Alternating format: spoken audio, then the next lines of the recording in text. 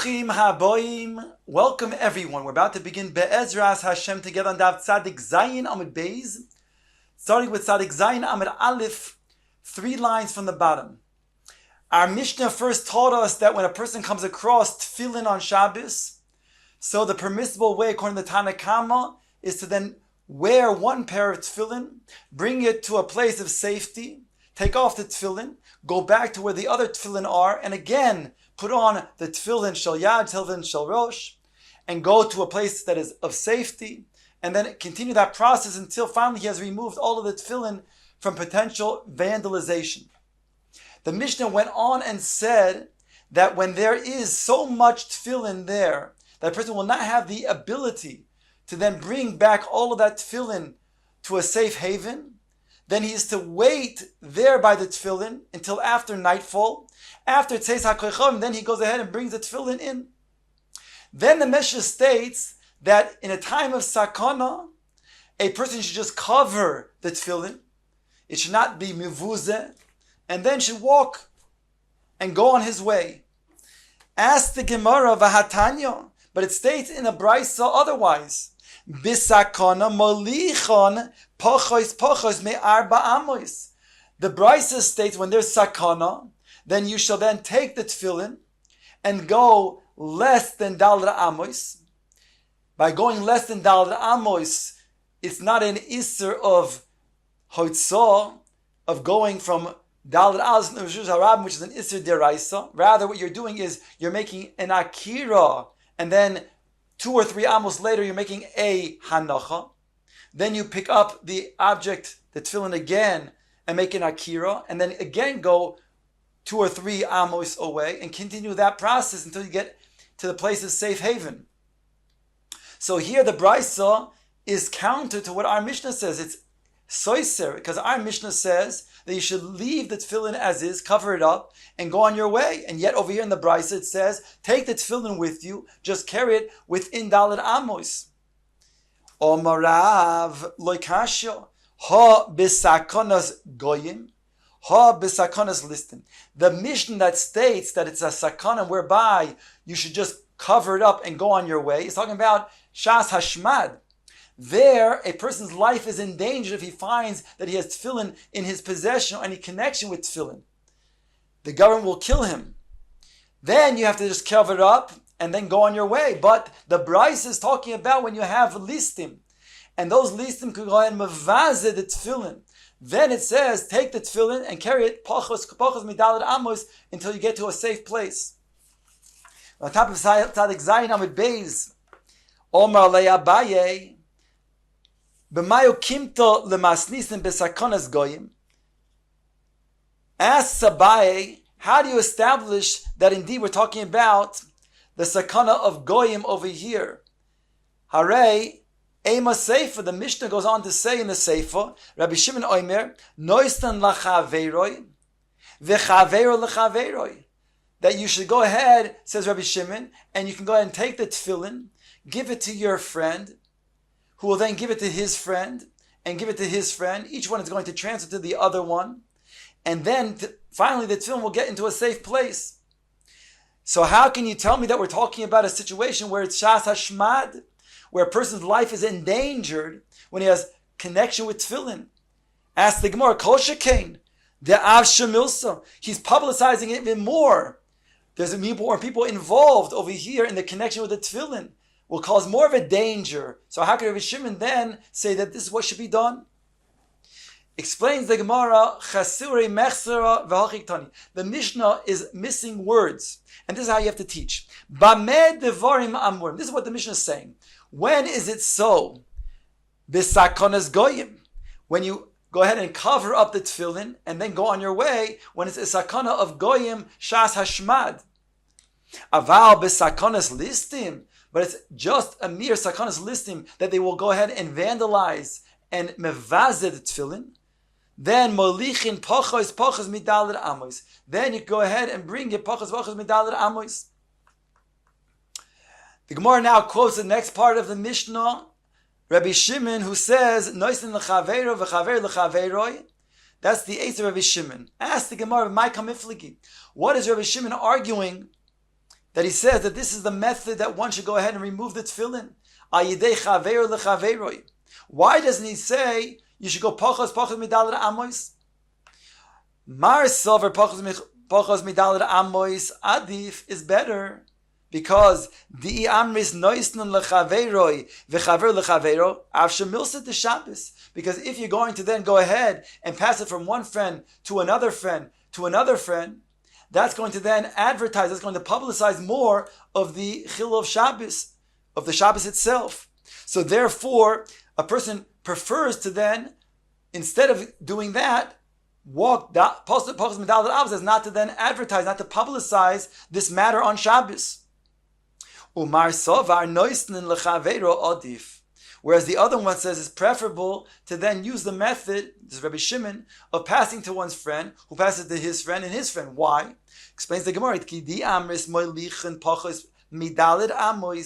if you're going to use the second method of then going less than daled amois, so then there's a problem, a concern. Zimnin the lava daite v'osi la'asyunihu arba amois b'rishus harabim. Sometimes a person might not pay attention, and while he's trying to do dalet pachos midalet amois, he ends up doing dalet amois, and that's an iser deraisa of taking an object dalet amois in rishus harabim. So in order to then prevent such an event from happening, therefore Rabbi Shimon says it's better, it's preferable to give it to somebody who will then give it to somebody else, less than the dalet amos. It won't be a factor.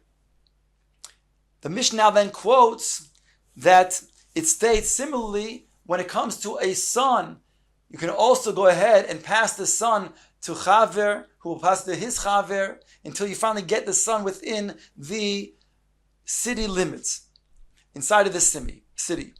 Ask the Gemara, Beno, my boy Hassam, what is the son doing outside of the city that permits us to then pass the son in this way to one friend, who passes it to another friend, finally to get him inside of the city? Explains the Gemara, Debei Menashe Tana, it was taught, Bishel Yaladeto Imoy Besoda, his mother gave birth to him in the field. So we're not talking about Pikuach Nefesh, that would be Pasha, that you can bring him into the city. That's for sure. You can Mechalo Shabbos, Pikuach Nefesh is Doiche Shabbos. But here we're not talking about that. Here we're talking about that it's better for the health of the child to be in the city. You can go ahead and bathe him. Umaya Filu Hein Meya. What is this then emphasis in the Mishnah that you can go ahead and pass him even Meya to 100 people until he gets to the city? That even though it's difficult for the child to be passed from hand to hand, still it's better that a person should do this and be able to then bring the child into the city for the child's benefit. The Gemara now quotes that Rabbi Yehuda's opinion is not only when it comes to a mitzvah performance of a ben to then clothe, to then bathe him, that's good for his health, and not only when it comes to tefillin, but he says even chavis. Says the Gemara, not only chavis, but he says that you can go even beyond the 2,000 amos of the tchum. Ask the Gemara, V'lesle Rabbi Yehuda, does Rabbi Yehuda not hold of the following Mishnah?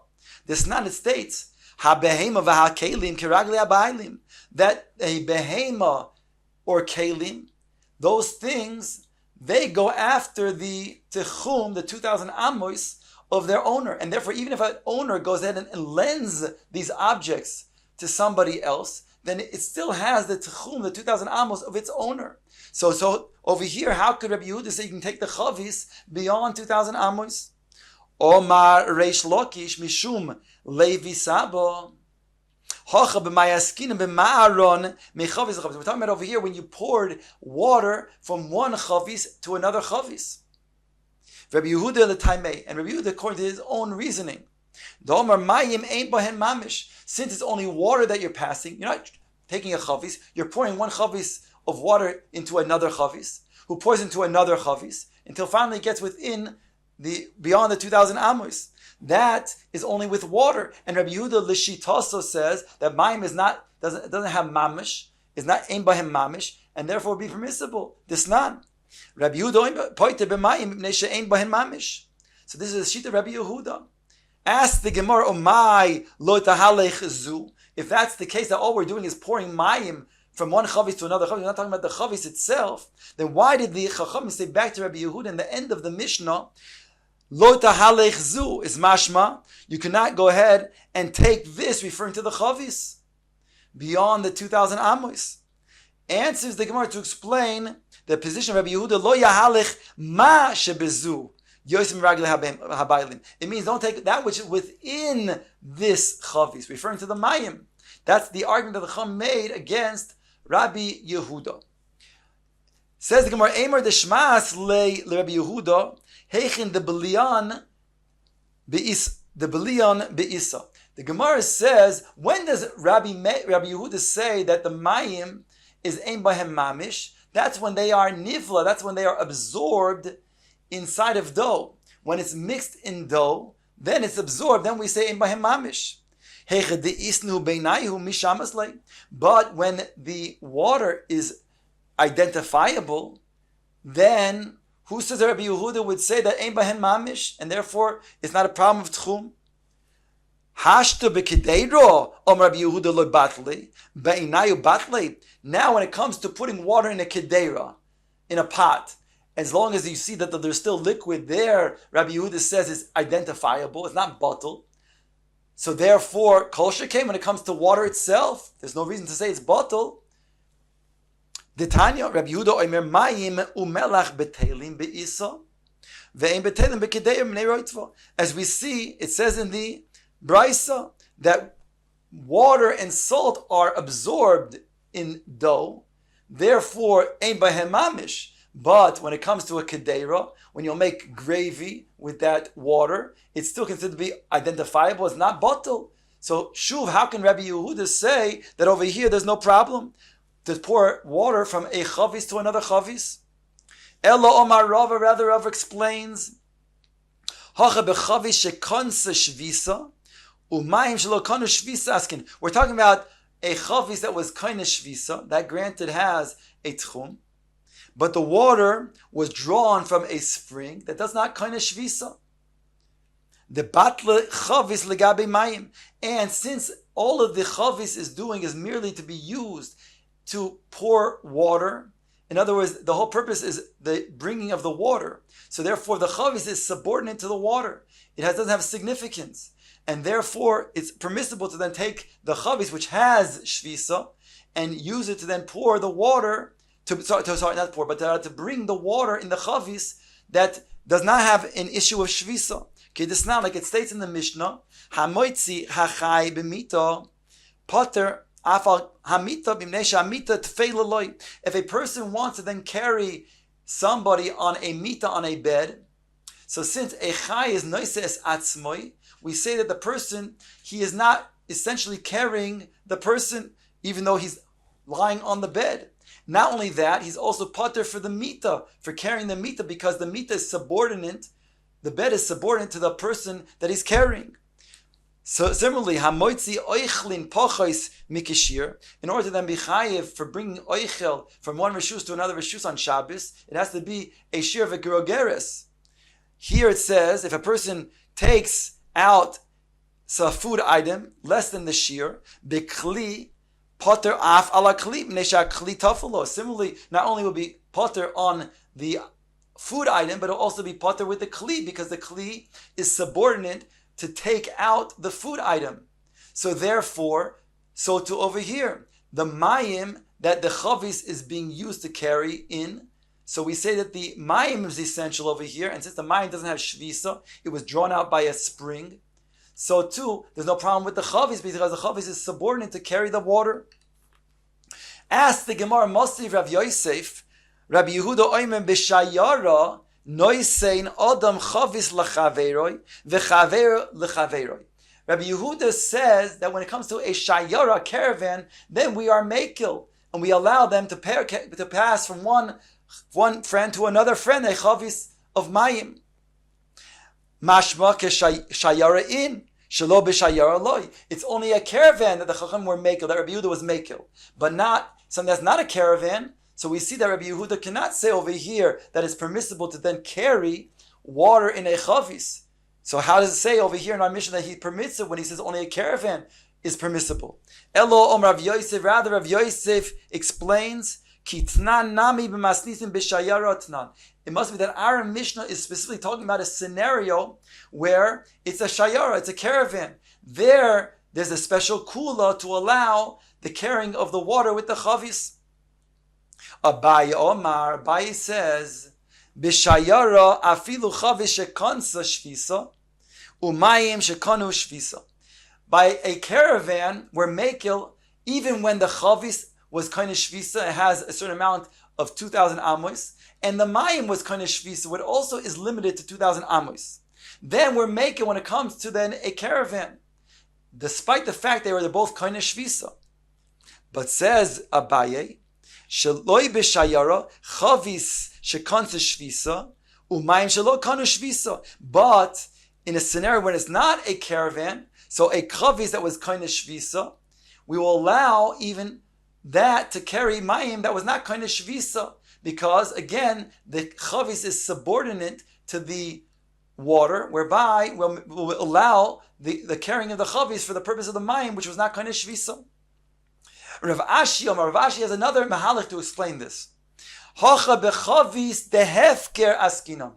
Here we're talking about a chavis that is hefker, and since the chavis is a hefker object, umayim the hefker askinam, and water that was drawn from a hefker bore, so over here there's no issue of then bringing water, according to Rabbi Yehuda, that to take an object that is hefker, in this case the chavis, as well as the water, because both of them, according to Rabbi Yehuda, did not have the limitation of 2,000 amos.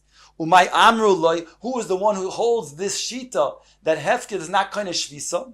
Says the Gemara, Rabbi Yochanan ben Nuri. This is the shita of Rabbi Yochanan ben Nuri, which we saw earlier. Lo yahalchu elu. Ask the Gemara. Yochanan ben Nuri, the Omar who said Chetze Hefker Kanin Shvisa. This is the sheet of Rabbi Yochanan ben Nuri. Ask the Gemara, the Seif at the very end of the Mishnah is the Rabbanan's rebuttal, their retort to Rabbi Yehuda. If that's the case that we're talking about Hefker, according to Rav Ashi, that the Chavis is Hefker and the Mayim is Hefker, then why did the Chachamim then retort to Rabbi Yehuda and argue on him and say that this is not going to be the Raglei of the Bailim? Over here there's no Bailim, it's Hefker. Answers the Gemara, what is the kavan of the Chachamim? According to the sheet of Rabbi Ashi, as follows: Lo yahalchu elu yoiser mekelim sheyesh lehem bailim.